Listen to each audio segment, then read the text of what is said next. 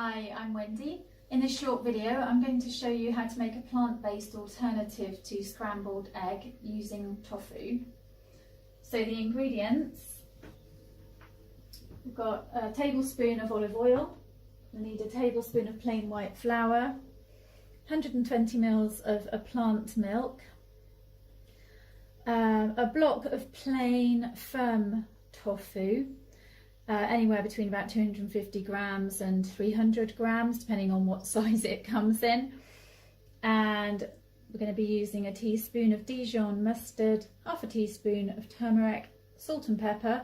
Optional extra is a tablespoonful of nutritional yeast flakes, which are great. They're a source of B12 and they just give it a bit more of a savoury flavour.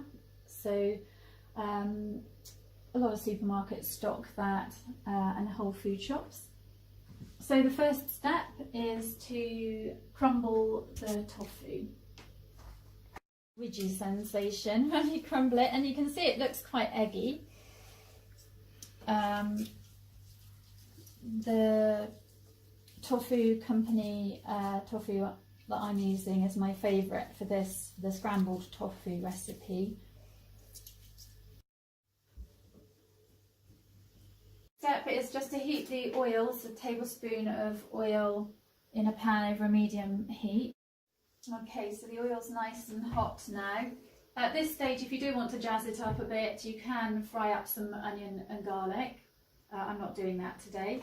So I'm just going to add the tablespoonful of plain flour to make a paste. Just for a minute or two to allow the oil and flour to blend and start to cook. Okay, and now we start adding the milk little by little, just to make a little sauce.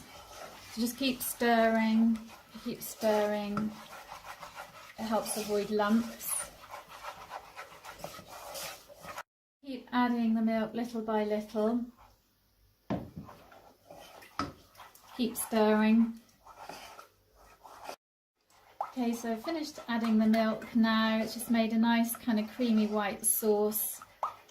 With this, it doesn't matter if there's a few little lumps in it, don't panic, because we're making scrambled tofu, so it's going to be lumpy anyway. So it doesn't have to be a perfect white sauce. And now we're ready to add the other ingredients, and they just all go in together. A teaspoon or a small teaspoon of turmeric to give it that lovely eggy colour.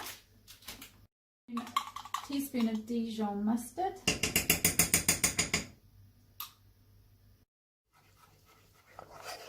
Your crumbled tofu,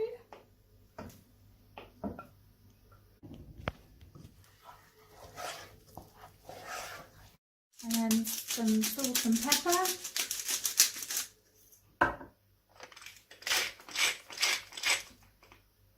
then the optional extra is a tablespoonful of the nutritional yeast flakes.